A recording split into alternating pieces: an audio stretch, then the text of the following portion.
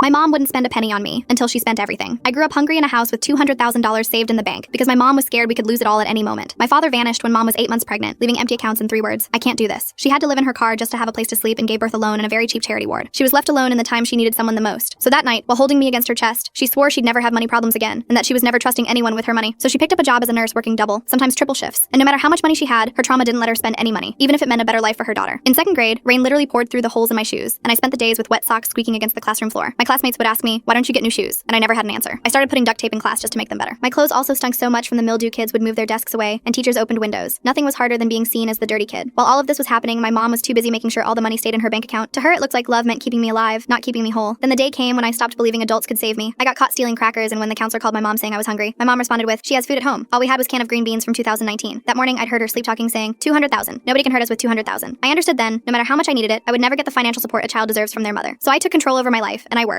I got 3 jobs doing overnight shifts at the gas station, lunch shifts at Subway, and weekend shifts at Target. I saved every penny for tuition while trying to break free from the generational trauma that had been placed on me. Then one single night changed everything. I was driving home from my 3rd job when headlights exploded through my driver's side window. All of a sudden, glass fell in my teeth. When I came to, all I heard was beeping machines and bright lights overhead. In minutes, a doctor came in to tell me I'd been hit by a drunk driver running a red light. I barely understood what he was saying because when I tried to sit up, my left side felt empty. I screamed so loud my vocal cords almost shattered when I saw I had no left arm, just bandages ending at my shoulder. I couldn't stop shaking, just kept reaching for an arm that wasn't there. Within a couple of hours, they started to show me prosthetic options. The basic model was a hook and cable system covered by state insurance, old and ugly. Then they showed me the advanced bionic one, which had individual finger movements, pressure sensors, and almost felt real. There was only one problem. It was $125,000. My mom was sitting listening to the doctor speak, but when he said that, she quickly announced, "We will be getting the bionic one." There was no hesitation in her voice. I honestly thought I was hallucinating from the pain meds. The woman who wouldn't buy me shoes was agreeing to $125,000. I didn't believe it until she pulled out her checkbook, hand steady as she wrote the entire amount on the blank piece of paper. My mouth was wide open the entire time, but she didn't stop there. She went to the car dealership and got me a brand new car because this accident wouldn't stop me from being independent. I couldn't keep thanking her. Then she looked for the best physical therapist in town and paid up front. Very quickly, $200,000 became $75,000, then $50,000, then zero. The woman who wouldn't spend a dime had spent all her money making sure I could live a normal life. And my new arm is incredible. I can feel pressure, temperature, textures. I can hold a pencil, crack an egg, braid my hair. The car I have now is 10 times better than what I had, and the physical therapist didn't just help me learn how to use my new arm, they also helped me undo years of bad walking caused by beat-up shoes. My mom says that seeing me have movement was worth every penny she hoarded for 18 years. I could finally tell that she let go of her trauma because she knew she had to save me. Last week, she said something I never thought I'd hear. "I'm sorry, I saved all that money to protect us, but I ended up hurting you instead. I promise, I'll never let money get in the way of being there for you again." Her account still shows $0, but for the first time in my life, we're actually rich.